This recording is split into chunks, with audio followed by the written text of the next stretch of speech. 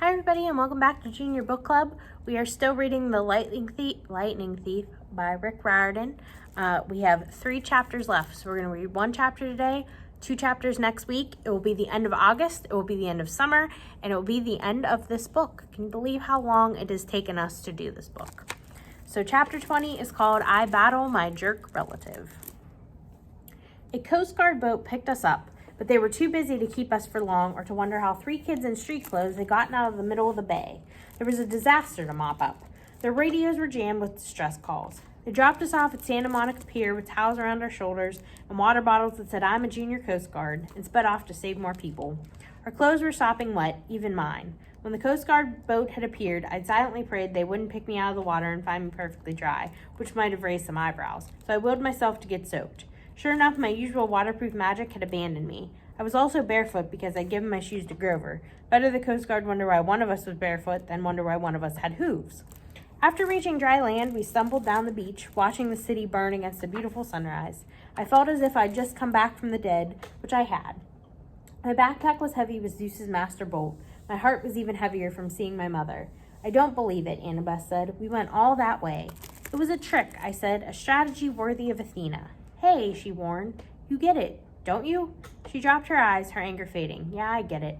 "Well, I don't," Grover complained. "Would somebody—" "Percy," Annabeth said, "I'm sorry about your mother. I'm so sorry." I pretended not to hear her. If I talked about my mother, I was going to start crying like a little kid. "The prophecy was right," I said. "You shall go west and face the god who has turned." But it wasn't Hades. Hades didn't want war among the big 3. Someone else pulled off the theft. Someone stole Zeus's master bolt and Hades' helm and framed me because I'm Poseidon's kid. Poseidon will get blamed by both sides. By sundown today, there will be a 3-way war, and I'll have caused it. Grover shook his head mystified. But who would be that sneaky? Who would want war that bad? I stopped in my tracks, looking down the beach. Gee, let me think. There he was waiting for us, in his black leather duster and his sunglasses, an aluminum baseball bat propped on his shoulder. His motorcycle rumbled beside him, its headlight turning the sand red. "Hey, kid," Aries said, seeming genuinely pleased to see me. "You were supposed to die." "You tricked me," I said. "You stole the helm and the master bolt." Aries grinned. "Well, no, I didn't steal them personally. Gods taking each other's symbols of power, that's a big no-no. But you're not the only hero in the world who can run errands." "Who'd you use? Clarice? She was there at the winter solstice." The idea seemed to amuse him. "It doesn't matter. The point is, kid, you're impeding the war effort. See, you've got to die in the underworld. Then old Seaweed will be mad at Hades for killing you. Corpse Breath will have Zeus's master bolt, so Zeus will be mad at him. And Hades is still looking for this." From his pocket, he took out a ski cap, the kind bank robbers wear, and placed it between the handlebars of his bike.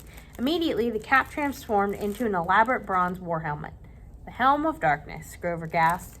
"Exactly," Ares said. "Now, where was I? Oh, yeah, Hades will be mad at both Zeus and Poseidon because he doesn't know who took this. Pretty soon, we got a nice little 3-way slugfest going."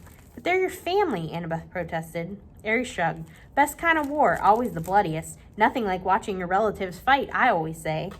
"You gave me the backpack in Denver," I said. "The master bolt was in there the whole time." "Yes and no," Ares said. "It's probably too complicated for your little mortal brain to follow. The backpack is the master bolt sheath, just morphed a bit. The bolt is connected to it, sort of like that sword you got, kid. It always returns to your pocket, right?" I wasn't sure how Ares knew about that, but I guess the god of war had to make it his business to know about weapons. "Anyway," Ares continued, "I tinkered with the magic a bit, so the bolt would only return to the sheath once you reach the underworld. You get close to Hades, bingo, you got mail. If you died along the way, no loss. I still had the weapon." "But why not just keep the master bolt for yourself?" I said. "Why send it to Hades?" Ares got a twitch in his jaw. For a moment, it was almost as if he were listening to another voice deep inside his head. "Why didn't I? Yeah, with that kind of firepower." He held the chance for 1 second, 2 seconds. I exchanged nervous looks with Annabeth. Ares' face cleared. "I didn't want the trouble. Better to have you caught red-handed holding the thing." "You're lying," I said. "Sending the bolt to the underworld wasn't your idea, was it?" "Of course it was." Smoke drifted up from his sunglasses as if they were about to catch fire. "You didn't order the theft, I guess. Someone else sent a hero to steal the 2 items. Then when Zeus sent you to hunt him down, you caught the thief, but you didn't turn him over to Zeus. Something convinced you to let him go. You kept the items until another hero could come along and complete the delivery. That thing in the pit is ordering you around." "I am the god of war. I take orders from no one. I don't have dreams." I hesitated. Who said anything about dreams? Aries looked agitated, but he tried to cover it with a smirk. Let's get back to the problem at hand, kid. You're alive. I can't have you taking that bolt to Olympus, so you might just get those hard-headed idiots to listen to you. So I've got to kill you. Nothing personal. He snapped his fingers. The sand exploded at his feet and out charged a wild boar, even larger and uglier than the one whose head hung above the door of Cabin 7, Camp Half-Blood. The beast pawed the sand, glaring at me with beady eyes as it lowered its razor-sharp tusks and waited for the command to kill. I stepped into the surf. Fight me yourself, Aries. He laughed, but I heard a little edge to his laughter and uneasiness. You've only got one talent, kid, running away. You ran from the Chimera, you ran from the underworld. You don't have what it takes. Scared? In your adolescent dreams. But his sunglasses were starting to melt from the heat of his eyes.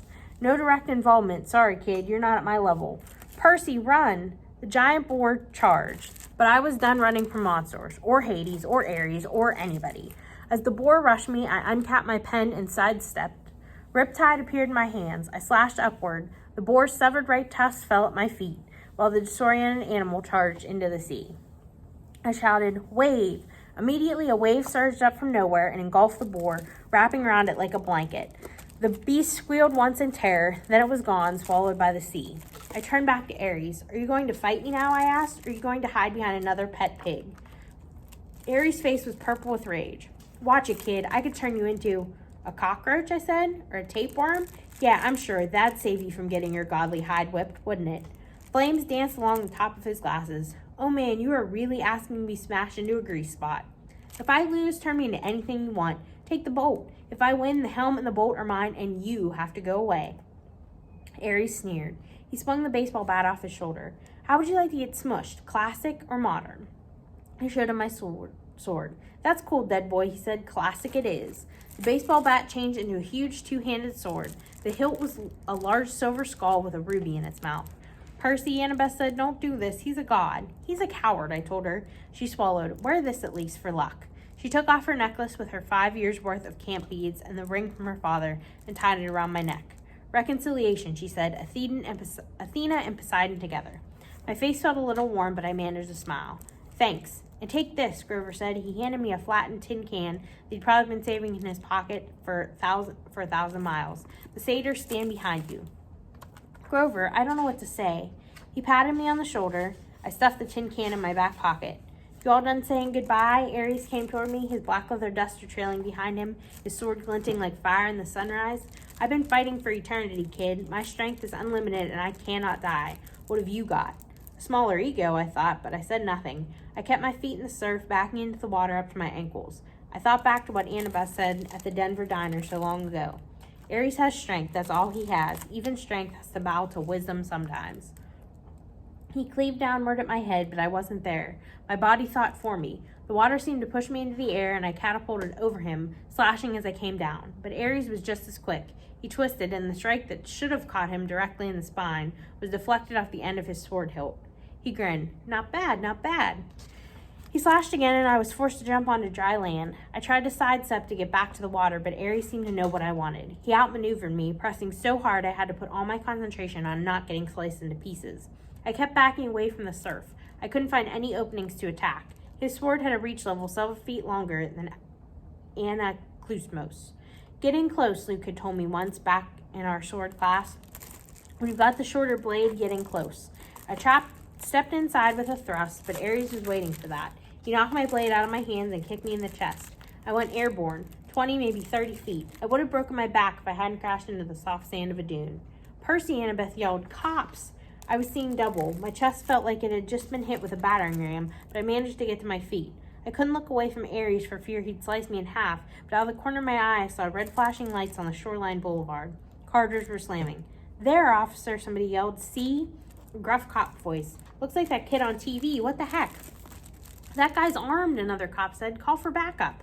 I rolled to one side as Ares' blade slashed in the sand. I ran for my sword, scooped it up, and launched a swipe at Ares' face, only to find my blade deflected again. Ares seemed to know exactly what I was going to do a moment before I did it. I stepped back toward the surf, forcing him to follow.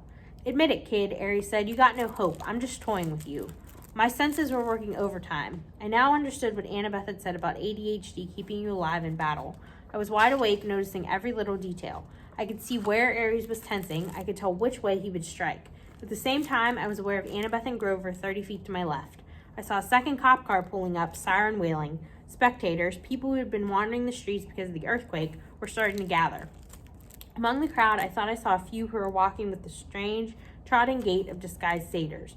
There were shimmering forms of spirits, too, as if the dead had risen from Hades to watch the battle. I heard the flap of leathery wings circling somewhere above. More sirens.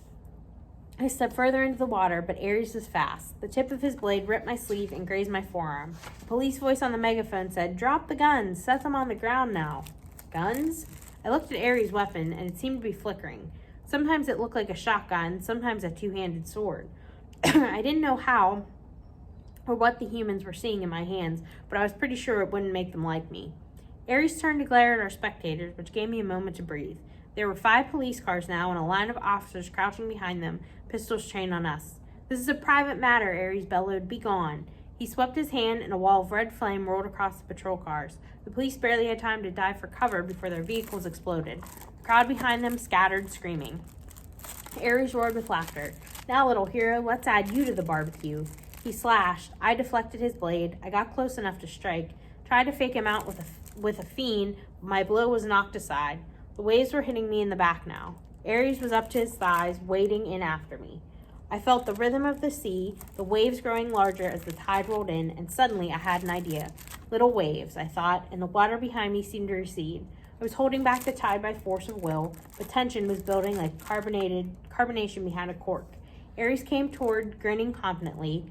I lowered my blade as if I were too exhausted to go on. "Wait for it," I told the sea. The pressure now was almost lifting me off my feet.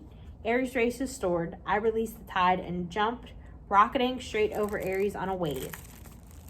The 6-foot wall of water smashed him full force in the face, leaving him cursing and sputtering with a mouthful of seaweed. I landed behind him with a splash and feinted towards his head as I'd done before. He turned in time to raise his sword, but this time he was disoriented. He didn't anticipate the trick. I changed direction, lunged to the side, and stabbed Riptide straight down into the water, sending the point through the god's heel. The roar that followed made Hades' earthquake look like a minor event. The very sea was blasted back from Aries, leaving a wet circle of sand 50 feet wide. Ichor, the golden blood of the gods, flowed from a gash in the war god's boot. The expression on his face was beyond hatred. It was pain, shock, complete disbelief that he'd been wounded. He limped toward me, muttering ancient Greek curses. Something stopped him. It was as if a cloud covered the sun, but worse.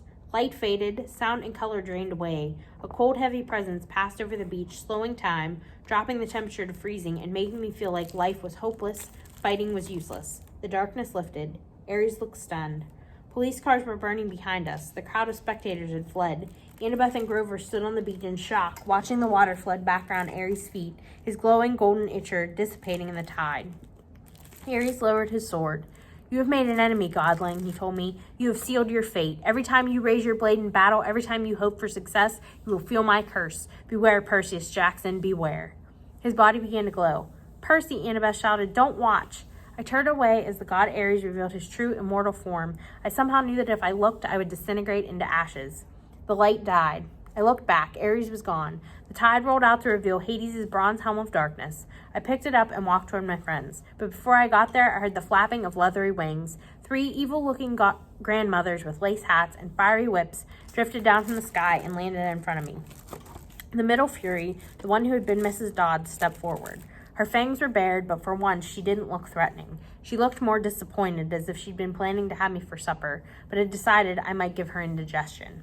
"We saw the whole thing," she hissed. "So it truly was not you?" I tossed her the helmet, which she caught in surprise. "Return that to Lord Hades," I said. "Tell him the truth. Tell him to call off the war." She hesitated, then ran a forked tongue over her green leathery lips. "Live well, Percy Jackson. Become a true hero. Because if you do not, if you ever come into my clutches again..." She cackled, savoring the idea. Then she and her sisters rose on their bat wings, fluttered into the smoke-filled sky, and disappeared. I joined Grover and Annabeth, who were staring at me in amazement. "Percy," Grover said, "that was so incredibly terrifying," Annabeth said. "Cool," Grover corrected. I didn't feel terrified. I certainly didn't feel cool. I was tired and sore and completely drained of energy. "Did you guys feel that, whatever it was?" I asked. They both nodded uneasily. Must have been the Furies overhead, Grover said. But I wasn't so sure. Something had stopped Ares from killing me, and whatever could do that was a lot stronger than the Furies. I looked at Annabeth, and an understanding passed between us. I knew now what was in that pit, and what had spoken from the entrance of Tartarus. I reclaimed my backpack from Grover and looked inside. The master bolt was still there, such a small thing to almost cause World War III. We have to get back to New York, I said, by tonight. That's impossible, Annabeth said, unless we fly, I agreed. She stared at me. Fly, like in an airplane, which you were warned never to do lest Zeus strike you out of the sky, and carrying a weapon that has more destructive power than a nuclear bomb? Yeah, I said, pretty much like that. Come on. So that is the end of chapter 20. The next chapter 21 is called I Settle My Tab, and we will read chapter 21 and 22 next time. Finish the book, finish out August, finish out the summer, and finally be done with this book. Hopefully you are getting back in the swing at school, and we can't wait to see you back at the library soon. Have a good day.